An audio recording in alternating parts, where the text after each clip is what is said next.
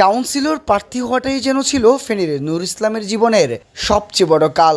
যে দলের জন্য প্রার্থী হয়েছিলেন সে দল আজ ভালো থাকলেও ভালো নেই যুব দলের নূর ইসলাম। ফেনী পৌর যুবদলের সাবেক যুগ্ম আহ্বায়ক নূর ইসলাম দীর্ঘ 17 বছর ধরে বিএনপির আন্দোলন সংগ্রামে ছিলেন সক্রিয়। দলের দুঃসময়ে হামলা, মামলা ও নির্যাতনের মধ্যেও ছাড়েননি রাজপথ।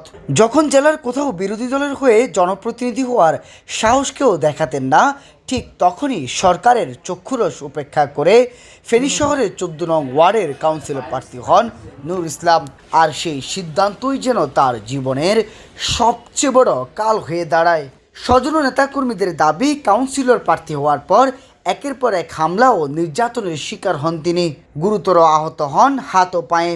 দীর্ঘ চিকিৎসা, অস্ত্রোপচার আর শারীরিক জটিলতার সেই রেজ আজও বয়ে বেড়াচ্ছেন হাসপাতালের বেডে। কারণ আমার উপরে হামলা হয়েছে, আওয়ামী সন্ত্রাসীরা হামলা করে আমার 2 গুঁড়ো করে দিয়েছে। আওয়ামী বিরোধী রাজনীতি করছি, আন্দোলন সংগ্রামে ছিলাম, সক্রিয় কর্মী ছিলাম। 3 দফায় আমি প্রায় একবার 7 মাস, একবার 2 মাস, আর একবার 21 দিন জেল খেটেছি। 3 দফা জেল খেটেছি। এটা হলো কালা সোহেল, ব্ল্যাক সোহেল কয় আর কি, ব্ল্যাক সোহেল। ওই সোহেলের নেতৃত্বে হামলা হয়েছে আমার উপরে। বর্তমানে আসলে আমি যে অবস্থায় আছি, যে আমি কর্মবিমুখ, শরীর অসুস্থ, দিন দিন স্বাস্থ্যের অবনতি হচ্ছে। যদি আমাদের দল এখন ক্ষমতায়, আমাদের দলের চেয়ারম্যান তারেক রহমান, মাননীয় প্রধানমন্ত্রী, উনি যদি আমার পরিবারের দিকে তাকায়, আমার এই অবস্থার কারণে দল করতে গিয়ে আজকে আমি যতটুকু ক্ষতিগ্রস্ত হয়েছি, উনি যদি আমার শারীরিক অবস্থা, যে চিকিৎসা এবং কি আমার পরিবারের পুনর্বাসনের যদি কোনো ব্যবস্থা করে দেয়, অবশ্যই আমি কৃতজ্ঞ থাকবো। এবং তৃণমূলের নেতাকর্মীরাও আশা করি এটা খুশি হবে। আগামী দিনে আরও ত্যাগী নেতাকর্মী তৈরি হবে। বর্তমানে তার দল সরকারে থাকলেও চিকিৎসার অভাবে মানবতর জীবন কাটছে এই নির্যাতিত যুবদল নেতার। শারীরিক কষ্টের পাশাপাশি মানসিকভাবেও ভেঙে পড়েছেন বলে জানায় স্বজনরা।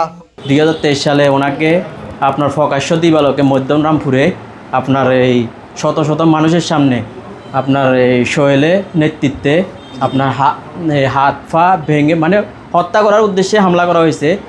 তারপর ওরা আপনার রড দিয়ে ফিটিয়ে, সাফের মতো ফিটিয়ে প্রকাশ্য দিবালোকে অনেক মানুষের সামনে, কেউ এখন অনেকে তুচ্ছ একটা ঘটনা হলে ভিডিও করে ফেলে, ফেসবুকে ছেড়ে দেয় এবং কি নিউজ করে ফেলে। কিন্তু তখন কারো সাহস ছিল না এরকম একটা মানুষকে, জলজন্ত মানুষকে সাফের মতো ফিটিয়ে হাত পা ভেঙে ফেলতেছে।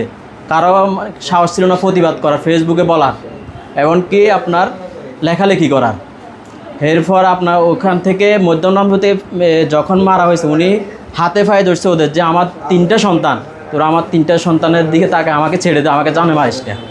এরপর আপনার ওইখান থেকে মেরে তারা আপনার মানে টেনে হিজড়ে ভাঙ্গা অবস্থায় আপনার নিয়ে গেছে ইয়াতে, আপনার জয়নাল হাজারী সুইমিং পুল, ওইখানে নিয়ে ফেলে রেখে আসছে। একসময় যাদের সঙ্গে রাজপথে আন্দোলন করেছেন তাদের অনেকের সঙ্গে এখন আর যোগাযোগ নেই বলেও অভিযোগ করছেন। তবে নূর ইসলামের প্রত্যাশা, বিএনপির কাণ্ডারি প্রধানমন্ত্রী তারেক রহমান এই বিষয়ে সুদৃষ্টি দিবেন।